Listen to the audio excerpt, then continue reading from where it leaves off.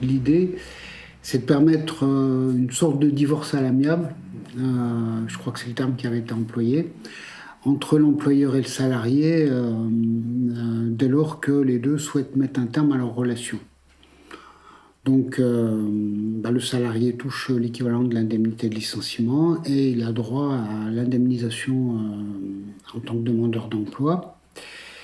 Et l'employeur est exonéré. Alors, il y a une procédure quand même particulière. Il y a un enregistrement par mon administration, ce qui rassure l'employeur. Voilà, on sert un peu d'assurance pour l'employeur contre le risque judiciaire, contre le contentieux. Et bon, à part, disons que sont mis en exergue les rares cas où les deux parties sont effectivement d'accord pour mettre fin à leur relation sans qu'il y ait pression d'une partie sur l'autre, c'est-à-dire sans qu'il y ait pression de l'employeur sur le salarié.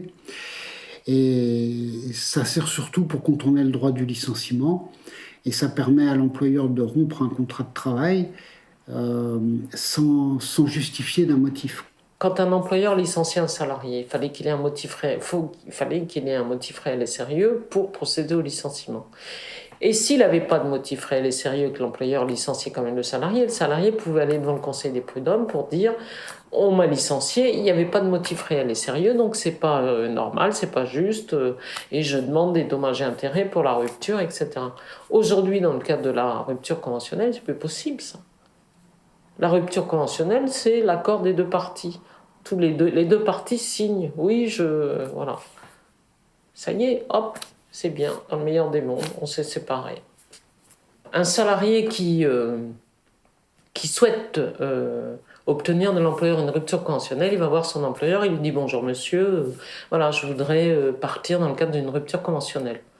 L'employeur, il lui dit mais moi non, pas de rupture conventionnelle, de toute façon si tu veux partir, tu démissionnes et puis voilà. Et moi je ferai pas de rupture conventionnelle.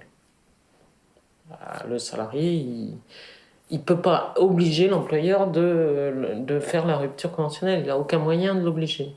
Par contre, un employeur dit au salarié on va faire une rupture conventionnelle. Moi, je pense que ça fait assez longtemps que tu es ici. On va faire une rupture conventionnelle. Le salarié il peut dire non, mais l'employeur il va dire oui, oui, si, on va faire une rupture conventionnelle. Et l'employeur, il a les moyens de faire en sorte que le salarié ne tienne pas longtemps dans l'entreprise parce que l'employeur il va lui mettre la pression de telle sorte qu'au bout d'un moment, c'est le salarié qui va retourner voir l'employeur et qui va lui dire bon, on fait la rupture conventionnelle et puis voilà, puisque c'est le seul moyen de se... Voilà. Donc c'est... Et on sait aujourd'hui que la rupture conventionnelle, ça a pris une proportion. Là, maintenant, il y a un nombre de ruptures conventionnelles, mais hallucinante, quoi. Hallucinante. Mais on sait aussi que après la rupture conventionnelle, les salariés touchent le chômage. Tout ça repose toujours sur la fiction de l'égalité des parties au contrat de travail. Donc fiction qui existe dans la conclusion du contrat de travail et qui maintenant existe sur la rupture du contrat de travail.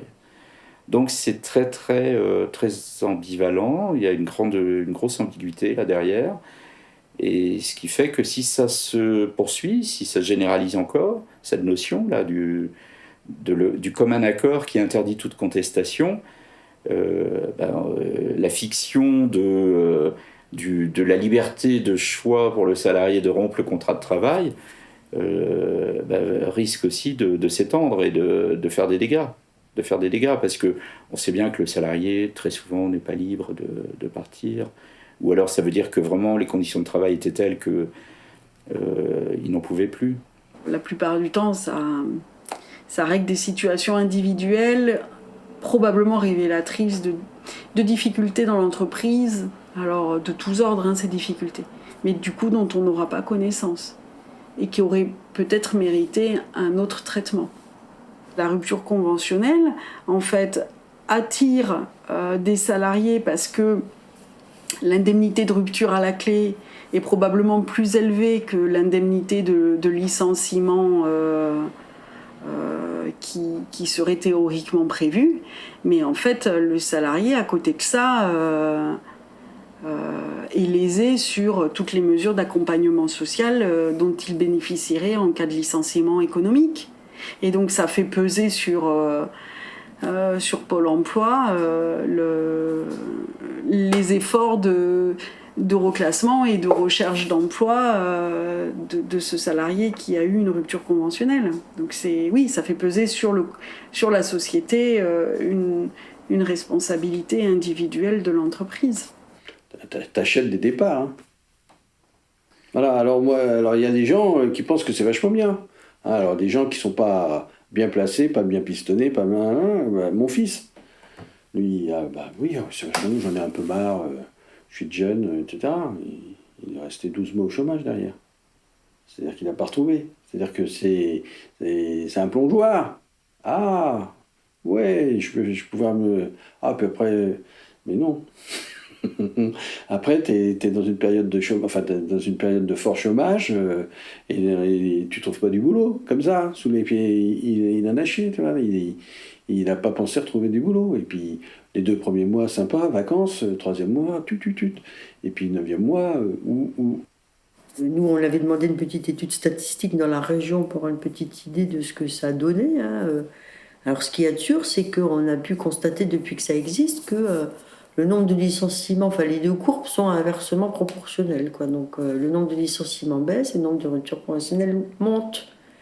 Voilà. Mais ça ne doit pas servir à masquer des licenciements déguisés, la rupture conventionnelle. Mais de fait, les chiffres démontrent, pour tous ceux qui sont tellement accrochés aux chiffres, ça devrait leur parler quand même. Ça devrait leur parler. Voilà. Beaucoup moins de licenciements, beaucoup plus de ruptures conventionnelles, surtout des licenciements économiques. Voilà. Mais si on se rappelle ce que c'est, la rupture conventionnelle, c'est-à-dire qu'il n'y a pas de motif, surtout pas économique. C'est juste qu'à un moment donné, les 2 parties ont envie d'en rester là, quoi. Après tout, on était copains, on l'est plus, donc on arrête. Donc si on se souvient de ça, on ne devrait pas avoir ces 2 courbes qui s'inversent. On ne devrait pas. Mais pourtant, ça existe.